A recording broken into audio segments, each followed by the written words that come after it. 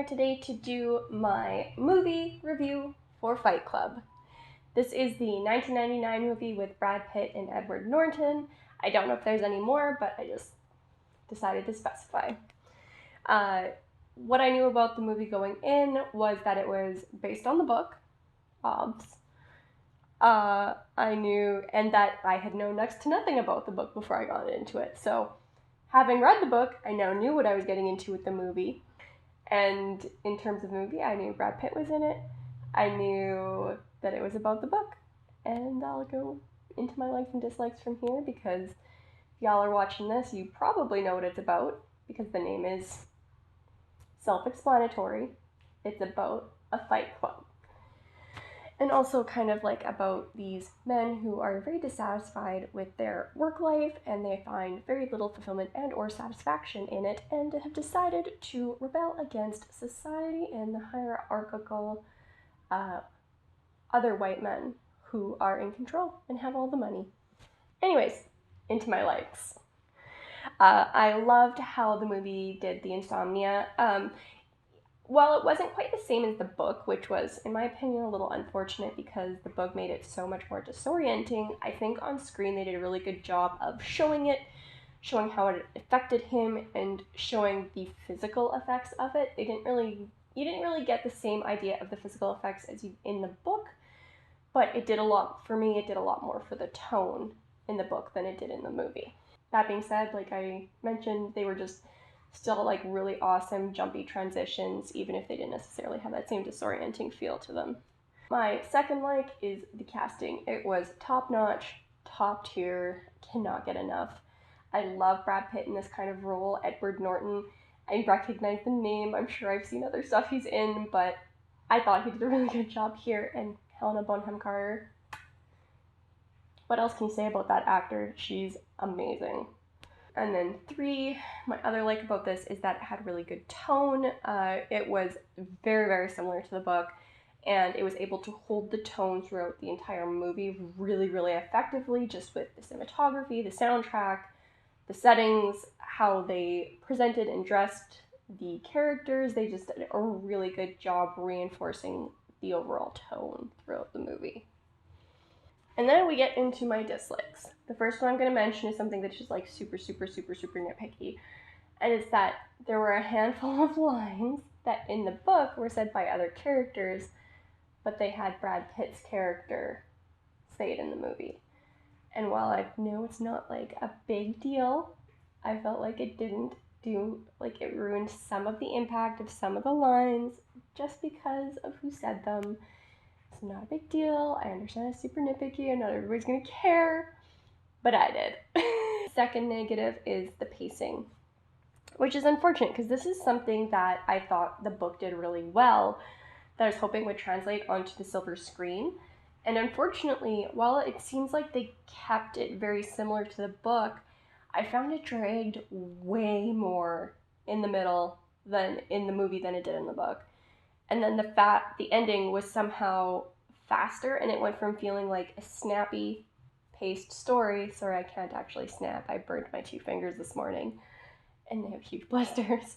So snappy, but like the ending ended up being really rushed, in my opinion. There's a few things that just weren't really well explored, and some of the motivations weren't really tied together, and it just didn't quite hit the mark for me, especially given how well I thought the ending did in the book.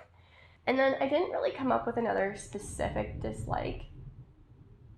There was just things here and there, and it mostly had to do with the general story. While I didn't love it, I mostly understood it, I think.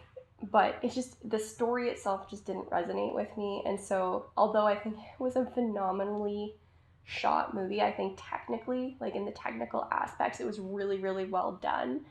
The same thing I had with the book, I just struggled to get behind it and get to that 5-star enjoyment level. Okie dokie, so now we're going to talk about the characters, which I've already kind of talked about. First, there is Brad Pitt's character. He plays Tyler Durden. This was at like peak Brad Pitt era, I think. Like, he wasn't, like, just a heartthrob like he'd been when he was younger. But hot damn, the shape of his face, his cheekbones, the way he presents himself on screen, he just, hot damn, let me say that. However, something specific to Brad Pitt outside of his looks, for me, was that I've seen him in a few roles like this where he's weird and like slightly aggressive, but in like a really obviously toxic way. And he does so well in those roles. I don't know what it is about it because I don't really know anything about him as a person, but he does so well in these roles. The other one that I feel has a very similar vibe to the role is The Tree of Life. Not as crazy, but still kind of like that really weird, toxic, slightly aggressive tone. Anyways, moving on. Edward Norton. I love that because of how the story was, they did need to do this, but he and Brad Pitt mirrored each other. Very similar shaped face, similar height, similar like jawline, similar nose, but Brad Pitt does it better, for lack of a better term. And that was like the entire point of their characters, of the main character played by Edward Norton and Tyler Durden played by Brad Pitt.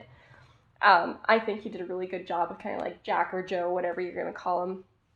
Like, still good looking, but has a more average or plain twist to his features. So I think that really lent itself more to that kind of this could be anybody vibe that you get in the book, even though it's not as, that vibe really isn't there in the movie. And then we have Helena Bonham Carter as Marla. And although I am not a fan of Marla's character, mostly I just feel bad for her, but like I'm not a huge fan. But Helena Bonham Carter, she is one of the most talented actors I've ever seen, and she does such a good job bringing this sulky, young adult, depressed character to life. Like, just a fabulous job. She was very, very well cast, as everybody was. And the other thing I really have to say about the characters is that they're consistent with the book. Like, the casting was phenomenal, and these actors really brought the characters to life, and they just had such a similar vibe and carriage, and they did so well. All right, and now for the final clip here, it is the wrap-up. I'm going to briefly talk about how I felt about the movie, and then I will briefly talk about how I felt about the book-to-movie adaptation. I'm gonna have to check my notes here because my writing is tiny and I'm tired. Tone and the actors were just really well put together. The actors were amazingly cast. The tone was consistent and like obvious. Like, you really grasped what the movie was about. Like, the broad strokes of the social movement, you really grasped what it was about very early on. Even though the pacing wasn't awesome, as I mentioned, it dragged a bit in the middle. I got bored and distracted. I was on my phone a lot in that middle section, and then the ending I felt like was just a little bit too rushed. And that's really all I have to say. Like, it was technically a very good movie. The story is just the same as the book for me. Like, interesting, but not amazing or like rereadable, rewatchable. That's really all I got. So I'll just move on to the, I gave the movie a 3.5 out of 5. Now I'll move to the book-to-movie adaptation, which is a 4 out of 5.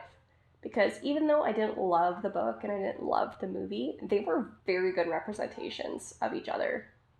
I thought that the breadcrumbs for Tyler Durden and his origins, I found those breadcrumbs like a little bit dumbed down, but that has a lot more to do with how the story is presented on the silver screen as opposed to shown in the book. So while it really is neither here nor there, it is something to keep in mind when you're watching.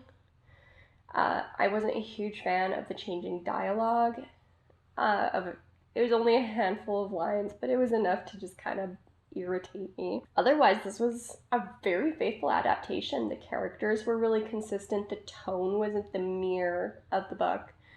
The story progression was not jumpy or out of order in any capacity.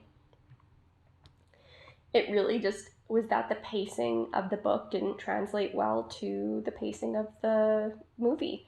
I think that they were very similar, but because of how internal the monologue is for the main character in the book, that some things just didn't translate over well, and that resulted in a very, very slow middle, which I've already mentioned, and a very, very rushed end, which I have also already mentioned. And that is all I got for you here. I have one more video to film. I need to eat supper, so I'll see you guys in the next video. Peace.